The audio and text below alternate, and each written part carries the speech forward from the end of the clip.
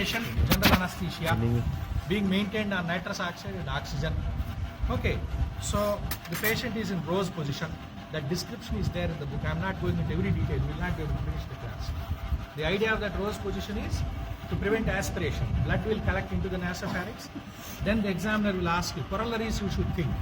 How to prevent aspiration? What are the other methods? We are using suction, rose position, and then when you put the tube, it's a cuff tube. There will be a bulge in the cuff, the tube, so that blocks the trachea, so that blood doesn't go into the lungs. These are three methods by which aspiration is prevented. Like this, you think corollaries. I'll not be able to cover all of them now, but you try to think of these corollaries. Now you have placed the patient in the rose position. You need something to open his oral cavity. This is what is called Boyle-Davis mouth gag. Then there can be slotted dirty blades. That is there in your book also, it is given. Now how to place it back, they will ask you. Now this is the tongue blade. Hold it like this, right? And then place it like this. This is the lock. So that you can, to the extent to which you want to open the oral cavity, you can open. And this will keep it in position. Now again, if there is no assistant or if there is no stand, you can put your thumb here, index finger here, and hold it for the surgeon.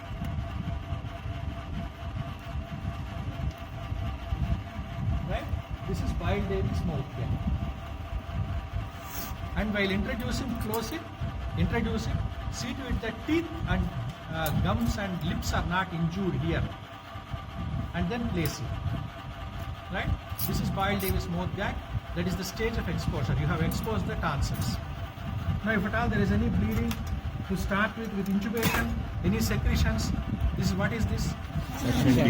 Yonkers pharyngeal sucker. Some names I'll tell you, some I do not. For PGs they have to know every name. For you, some of them are enough. Yonkers, these are there in the book, don't worry. These are all there. Yonkers pharyngeal sucker, specifically designed like this so that it can go into the nasopharynx. Don't suck in the fossa. Suck in the nasopharynx. Take off the blood. So you place the Boyle-Davis mouth gag like this.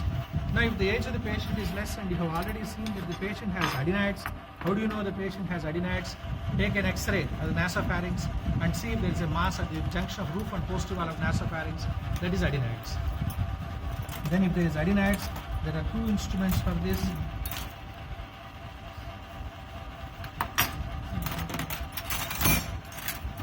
It seems it is not Saint. ST Clare, you say ST Clare. ST we think Saint. One of our colleagues, one of the examiners whom I met in Bangalore, he wrote a book on instruments. He told me it is not Saint. ST Clare Thompson's adenoid curate with cage or guard. That is guard. It is there, don't worry. And then you can as well take this off. It will come off. Then it becomes adenoid curate without guard. The examiner will ask you, if you do not have adenoid curate without guard, what will you do? I will remove the guard. Then it becomes one without guard. Then you can place it back, of course. These are a little old, so going in might be a bit difficult. Alright, we'll place it later with the difficulty. Yes, yeah, it has come back. So you hold it like a dagger. Of course, nowadays you do have folklore movies, but they are of completely different genre. In olden days, the hero was enticed by a vamp, Vishakanya or somebody, who will come with a dagger like this. Patchala, Pidibaku, I'll stab like this. So this is ST Clare Thompson's adenoid curate with cage, without cage. With cage, at the posterior end of the nasal septum, you fix the adenoid mask so that it doesn't slip off, and with a sweeping movement like this, remove it. Though there are other methods like coablator, laser, and you can use a debrider. So many other methods have come, radio frequency knife, but I still prefer this. The idea is you need not remove the entire mass, and whichever little mass is left on the other side will undergo fibrosis and come to the center. There is no problem. The idea is if you remain in the center, the most important thing is you should remain exactly in the center behind the uvula so that you won't injure the eustachian tubes on both the sides. Basically, you are doing this because adenoids blocks the eustachian tubes. Now, if you are going to injure the eustachian tubes, what is the purpose of this curettage? You are causing more harm. So don't go to the sides. Common sense again, you need not wait. So if at all you want to do adenoidectomy and tonsillectomy, do adenoidectomy first. The reason is stopping bleeding from adenoids is by pressure, putting a postnasal pad. It takes bleeding time, clotting time, all this time it takes. By the time you go to tonsillectomy, you can go for tonsillectomy, finish off tonsillectomy, and by the time you finish off tonsillectomy, the bleeding would have stopped in adenoid region. That's the idea. So first do adenoidectomy, then go for tonsillectomy. So Boyle-Davis mouth gag, Yanker's pharyngeal sucker, and then if you want to do adenoids, do adenoids. Now how to fix this Boyle-Davis mouth gag?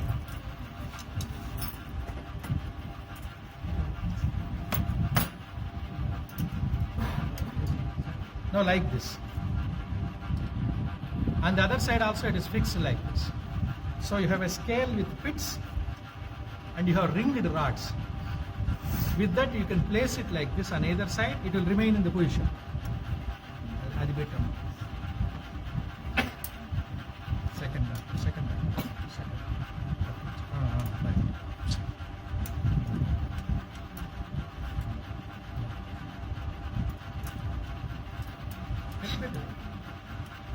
Right. Like that. Something like that.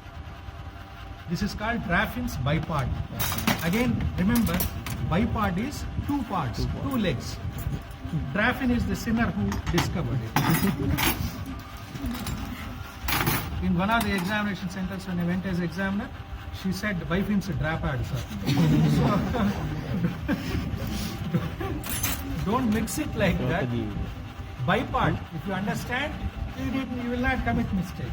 Now then you start dissecting with Mollison's tonsil dissector with pillar retractor.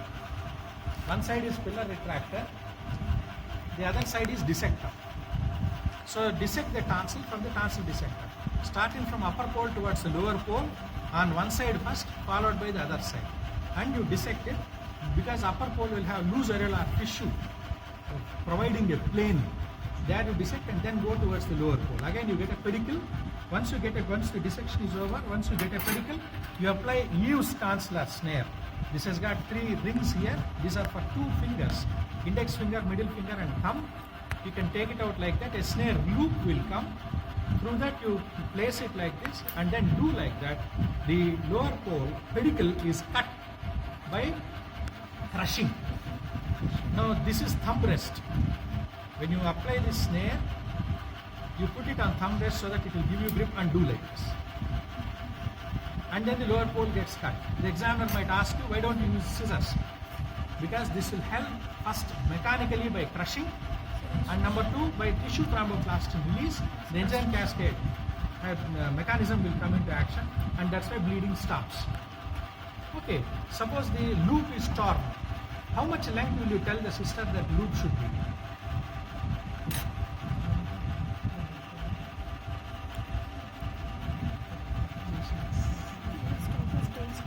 The idea is, there's a slot here.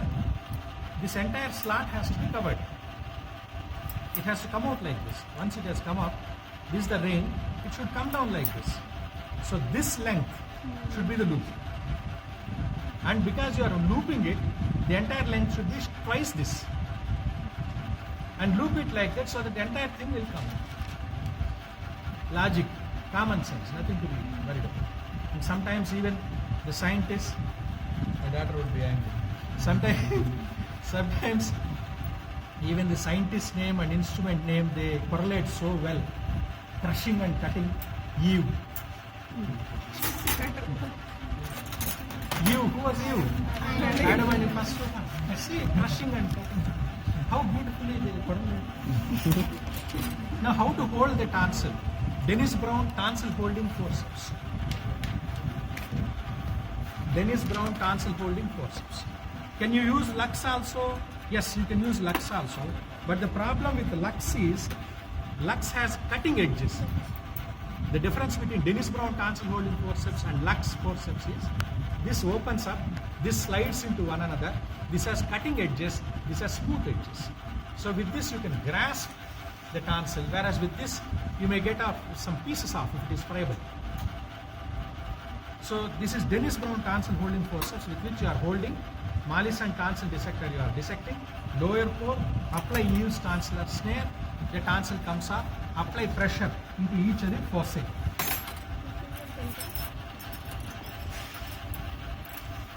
Then suppose there is bleeding, there are many methods. You can cauterize, suppose it is coablator, it itself will cauterize like that. But compared to all these, if you want to go home and sleep following tonsillectomy, apply a ligature. The problem is it is in the oral cavity which is constantly working. The patient will eat, patient may retch, patient may vomit. These things, even this ligature might slip or the scab might slip. So best thing is to apply a good ligature. But even with ligature sometimes it can slip because of vomiting and retching. So if at all there is bleeding in the tonsillar fossa, with tonsil dissector and Mollison's tonsil dissector and pillar retractor, retract it, identify the blood vessel and apply this. Straight tonsillar artery forceps. Now you have to apply ligature. With this alone you cannot. What you have to do, take the tissue.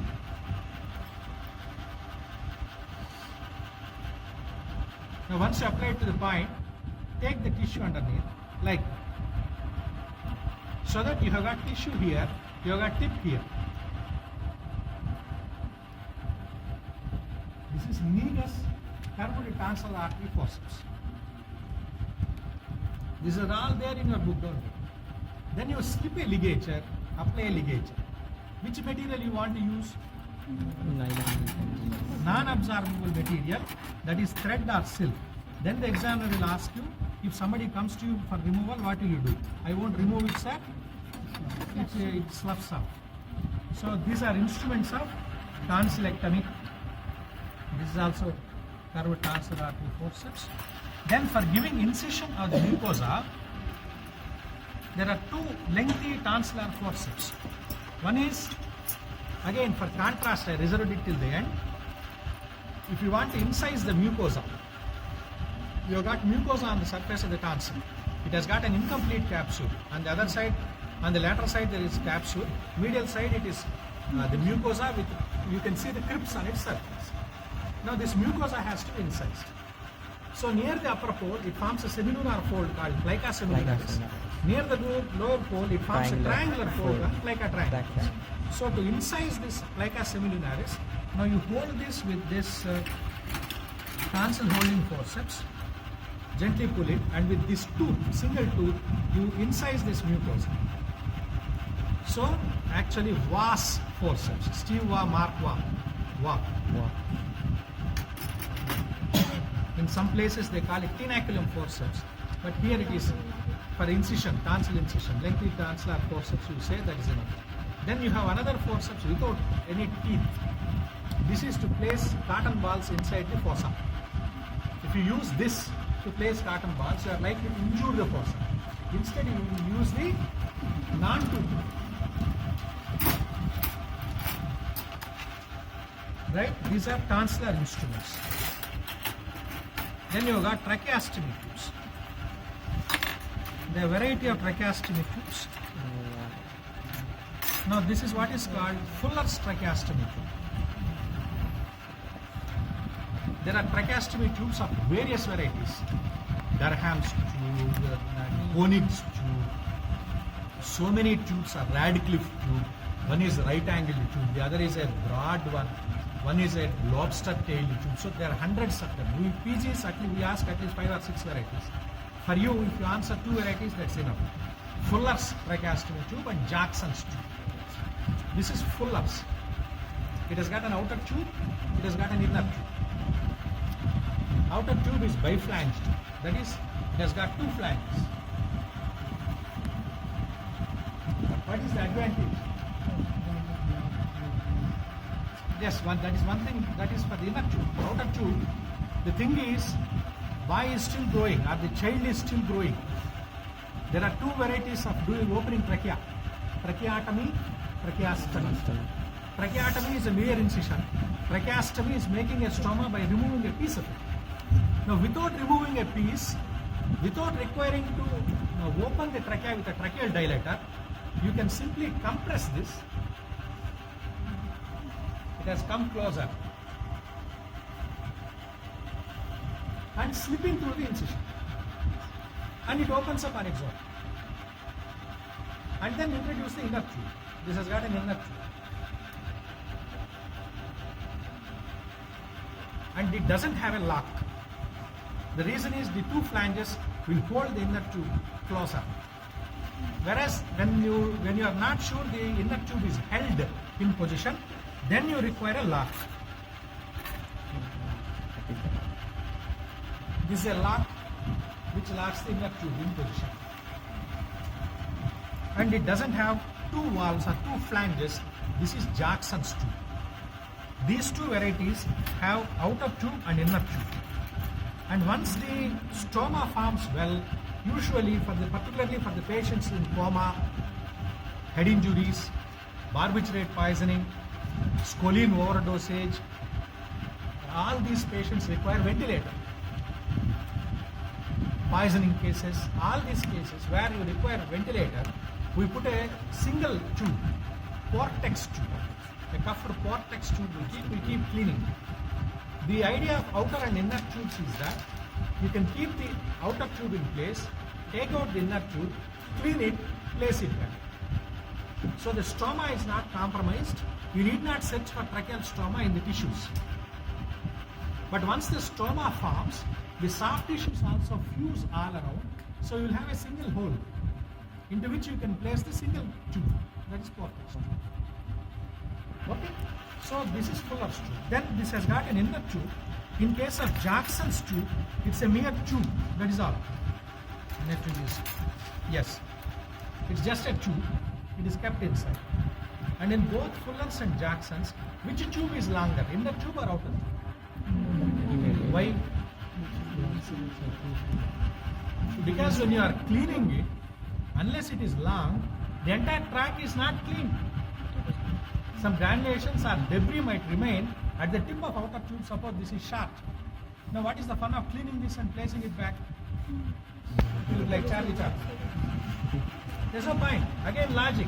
Suppose this is longer, you clean it, the entire track is clean.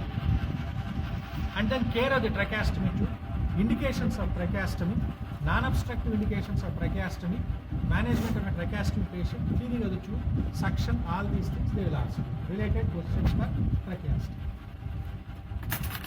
This is an obturator or pilot, which you can put it, particularly for the Jackson's tube.